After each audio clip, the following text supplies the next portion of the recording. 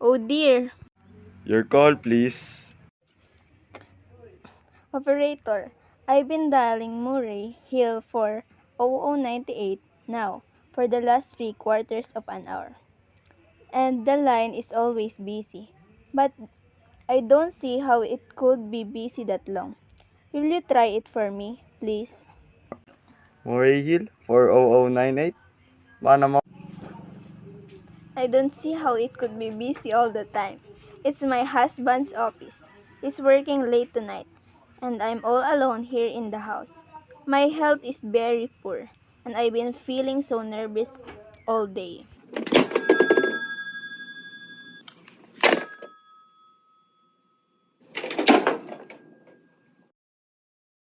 Ringing Murray Hill, 40098. Hello? Hello? Hello? Hello? Hello, George? Yes, sir? Hello? Who's this? What number am I calling, please? We have heard from our client. He said that cost is clear for tonight. Yes, sir. Where are you now? In a phone booth?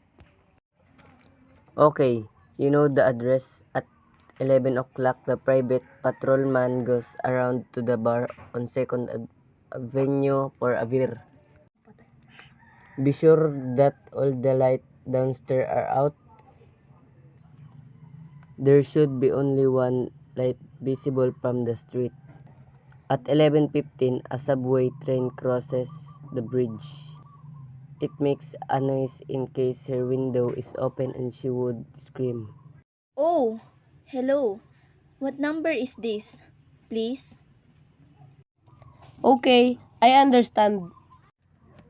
Make it quick, as a little bad as possible. Our client does not wish to make her supper long.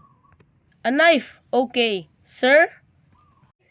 Yes, a knife will be okay. And remember, remove the ring and bracelets and jewelry the bureau drawer. Our client wishes it to look like simple robbery.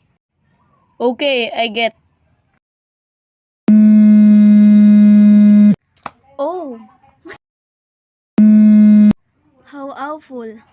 How unspeakably.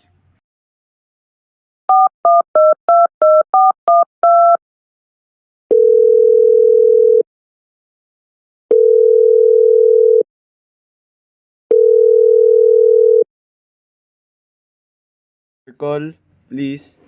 Operator, ah, ah, I've just been cut off. I'm sorry, madam. What were you calling?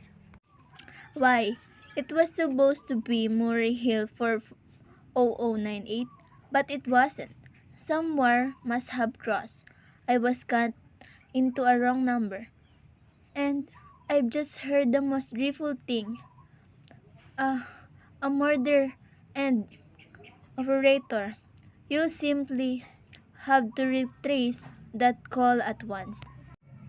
I beg your pardon, madam. I don't quiet. Oh, I know it was a wrong number, and I had no business listening. But these two men, they were cold-blooded finds. Some poor innocent woman who was all alone in a house near a bridge. And we've got to stop them. We've got to. What number were you calling, madam? That doesn't matter. This was a wrong number. And you dialed it.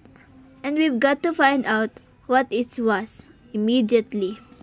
But, madam, Oh, why are you so stupid?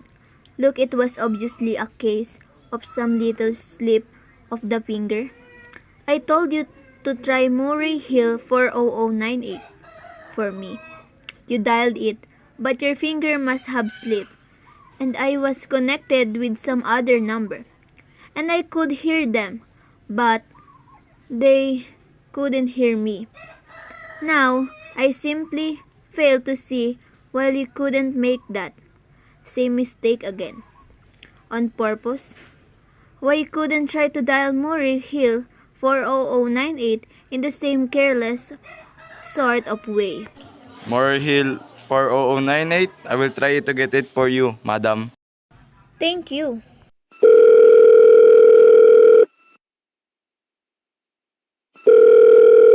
Sorry, Moray Hill 40098 is busy. Operator. Yes, madam. You didn't try to get that wrong number at all. I asked explicitly, and all you did was dial correctly. I'm sorry. What number were you calling? Can't you, for once, forget what number I was calling and do something specific? Now, I want to trace that call. It's my civic duty. It's your civic duty to trace that call and to affeard those dangerous killers. And if you want, I will connect you with the chief operator. please!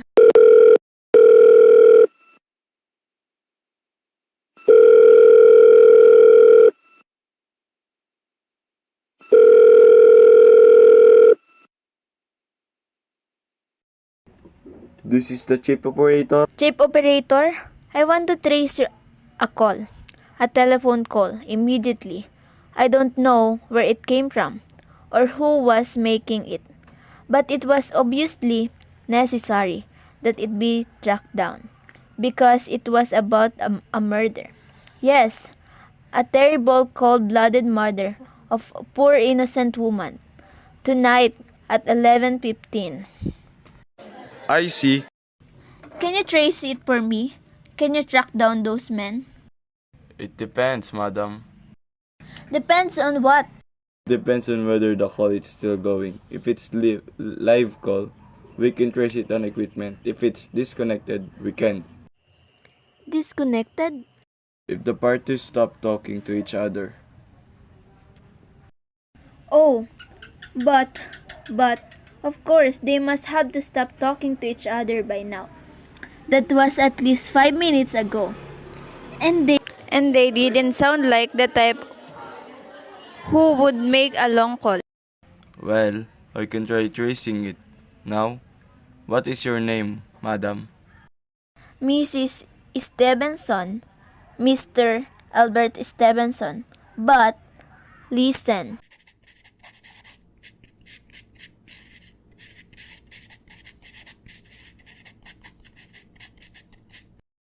And your telephone number?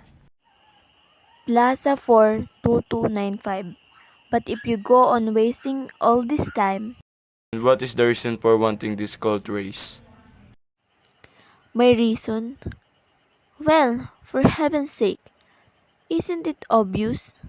I overheard two men. They're killers. They're planning to murder this woman. It's a matter for the police. You told the police. No. How could I? You're making this check into a private call purely as a private individual? Yes, but meanwhile, Miss Stevenson, I seriously doubt whether we could make this check for you at this time just on your say-so.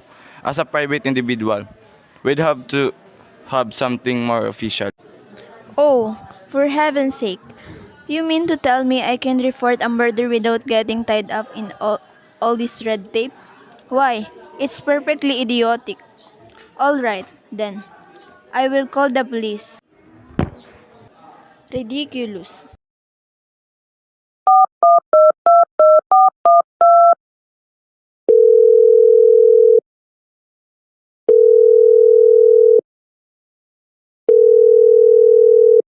Your call, please. The police department, please. Ringing the police department. Police Department, Precinct 43, Dapo speaking. Police department? Oh, this is Mrs. Stevenson. Mr. Albert Smith Stevenson of 53 North Sutton Place. I'm calling to report a murder. Eh? I mean, the murder hasn't been committed yet. I just overheard plans for it over the telephone, over wrong number that the operator gave me. I've been trying to trace down the call myself, but everybody is so stupid. And I guess in the end, we're the only people who could do anything. Yes, ma'am. It was perfectly definite murder. I heard their plans distinctly. Two men were talking and they were going to murder some woman at 11:15 tonight. She lived in the house near a bridge. Yes, ma'am. And there was a private patrolman on the street. He was going to go around for a beer on 2nd Avenue. And there was some third man, a client who was paying to have this poor woman murdered. They were going to take her rings and bracelet and use a knife. Well, it's unnerved me dreadfully, and I'm not well. I see. When was all this, ma'am? About 8 minutes ago. Oh, then you can do something? You do understand? And what is your name, ma'am? And your address? Mrs. Stevenson, Mr. Albert Stevenson. 53 North Sutton Place, that's near a bridge. The Queensboro Bridge, you know. And we have a private patrolman on our street and 2nd Avenue. And what was the number you were calling? Murray Hill 40098, but that wasn't the number I'd overheard. I mean, Murray Hill 40098 is my husband's office. He's working late tonight, and I was trying to reach him to ask him to come home. I'm an invalid, you know, and it's the maid night off, and I hate to be alone. Even though he said I'm perfectly safe as long as I have the telephone right beside my bed. But the telephone company said that they couldn't check the call if the parties had stopped talking. I've taken care of that. Oh yes. Personally, I feel you ought to do something far more immediate and drastic than just check the call. What good does checking the call do if they stop talking?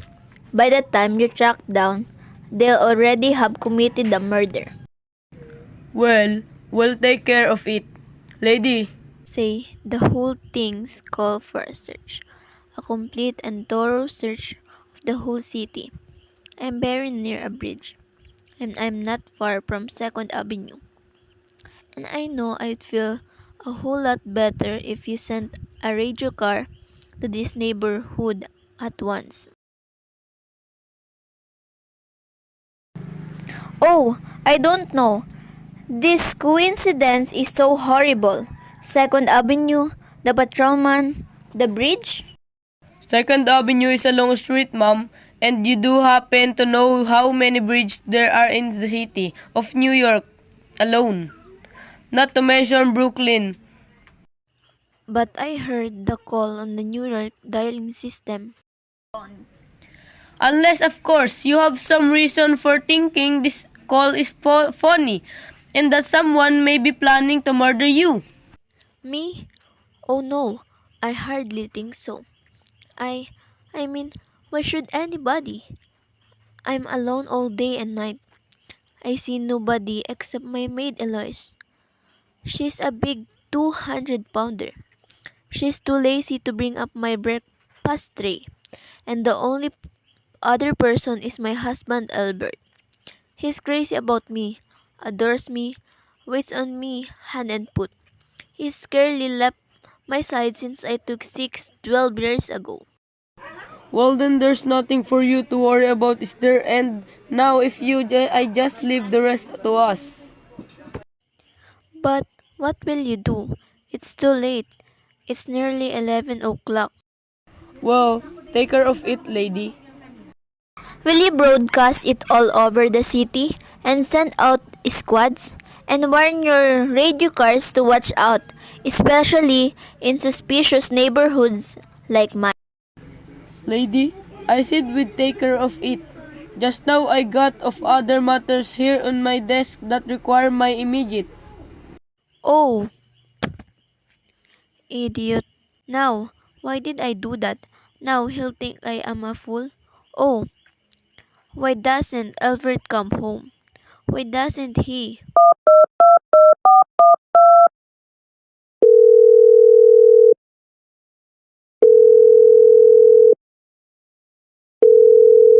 Operator, for heaven's sake, will you ring that Murray Hill 40098 again? I can't think what's keeping him so long.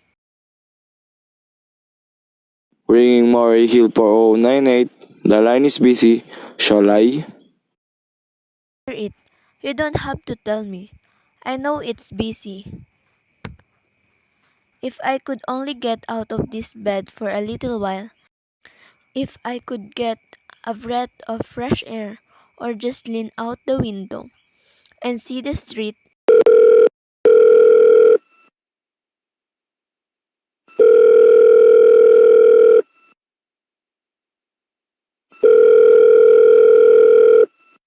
Hello, Albert. Hello, hello, hello. Oh, what's the matter with this phone? Hello, hello.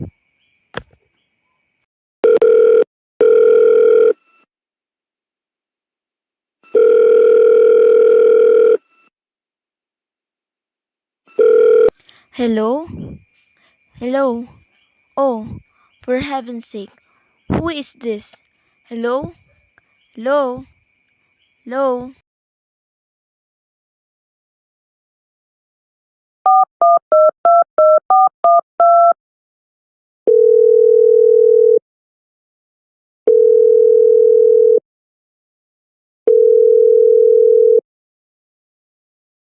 Your call, please. Hello, operator. I don't know what's the matter with this telephone tonight, but it's positively driving me crazy. I've never seen such inefficient, miserable service. Now, look, I'm an invalid, and I'm very nervous, and I'm not supposed to be annoyed. But if this keeps on much longer, Madam, well, everything's wrong. The whole world could be murder, for all you people care. And now my phone keeps ringing. yes, madam. Ringing and ringing and ringing every 5 seconds or so. And when I pick it up, there's no one there. I'm sorry, madam. If you will hang up, I will test it for you. I don't want you to test it for me. I want you to put through that call, whether it is at once. That is not possible. Not possible? And why?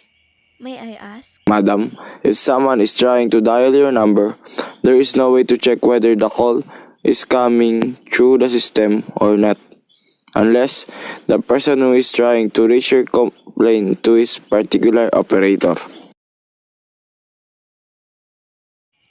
Well, of all the stupid, complicated, and meanwhile I've got to sit here in my bed, suffering every time that phone rings, imagining everything. I will check it for you, madam. Check it, check it. That's all anybody can do. Of all the stupid, idiotic. Oh, what's the use?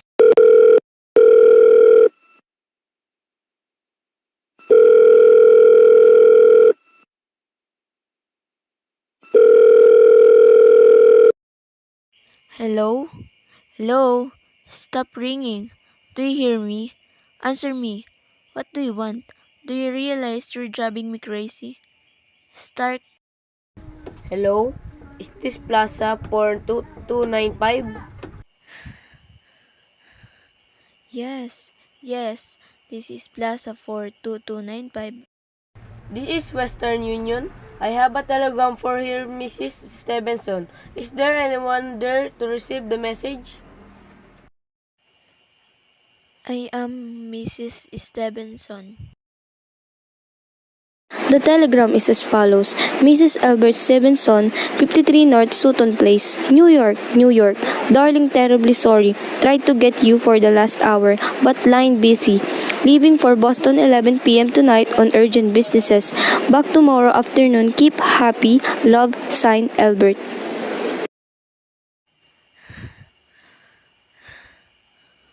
Oh no! That is all, madam. Do you wish us to deliver a copy of the message? No, no, thank you. Thank you, madam. Good night. Good night. No, no, it isn't true. He couldn't do it. Not when he knows I'll be all alone. It's some trick, some dish.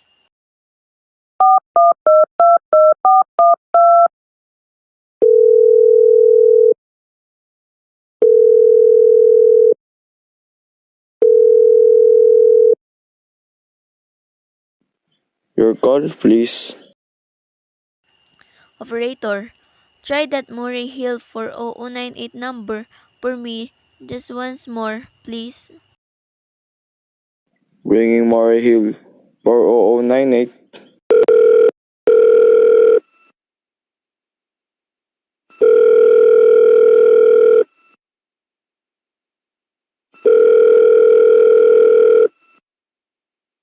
He's gone. Oh, Albert, how could you? How could you? But I can't be alone tonight. I can't. If I'm alone one more second, I don't care what he says or what his expense is. I'm a sick woman. I'm entitled.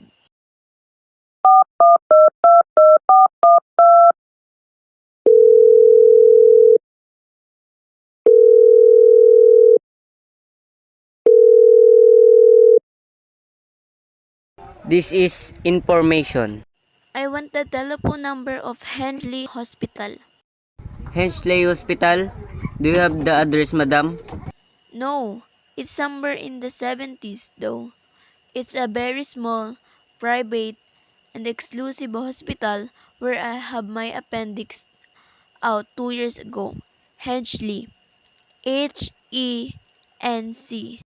One moment, please. Please, hurry. And please, what is the time?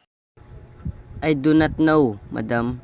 You may find out the time by dialing Meridian 71212.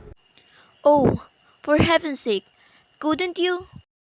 The number of Hensley Hospital is Butterfield 70105, madam. Butterfield 70105? 70105?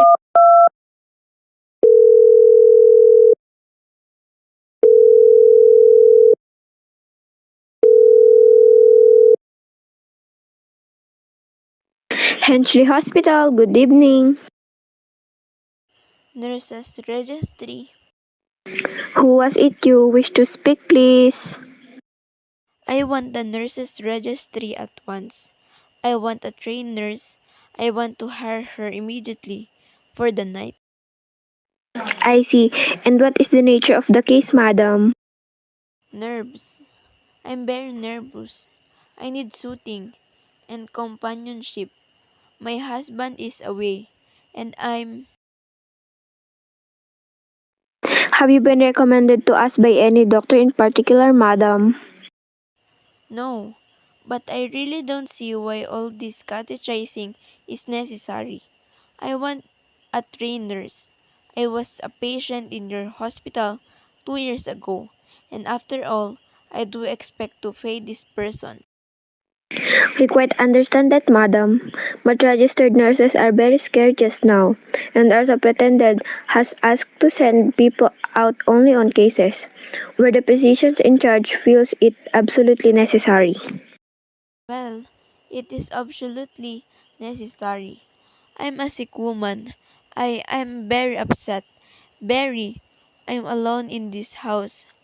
And I'm an invalid and tonight I overheard a telephone conversation that upset me deeply about a murder, a poor woman who was going to be murdered at 11:15 tonight. In fact, if someone doesn't come at once, I'm afraid I'll go out of my mind. I see. Well, I'll speak to Miss Phillips as soon as she comes in. And what is your name, madam? Miss Phillips, and when do you expect her in? I really don't know, madam. She went out to supper at 11 o'clock. 11 o'clock. But it's not 11 yet.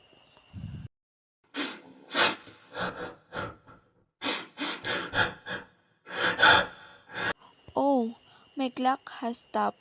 I thought it was running down. What time it is? Just 14 minutes past 11.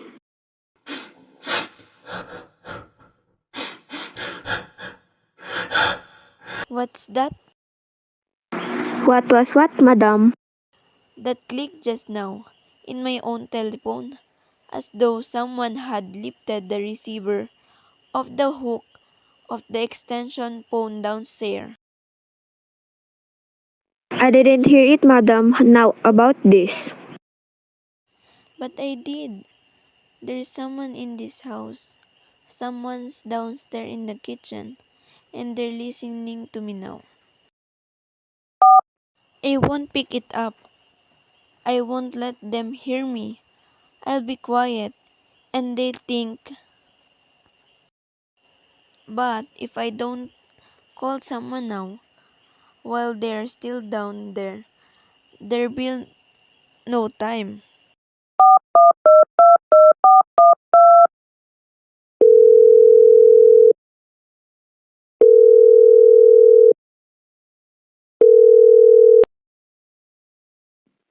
Your call, please. Operator, I'm in desperate trouble. I Cannot hear you, madam. Please speak louder. I don't dare. I There is someone listening. Can you hear me now? Your call, please. What number are you calling, madam? You've got to hear me. Oh please, you've got to help me. There's someone in this house. Someone who's going to murder me. And you've got to get in touch with me. Oh, there it is. He's put it down. He's put down the extension. He's coming. He's coming up the stairs. Keep in the police department. The police. Ringing the police department.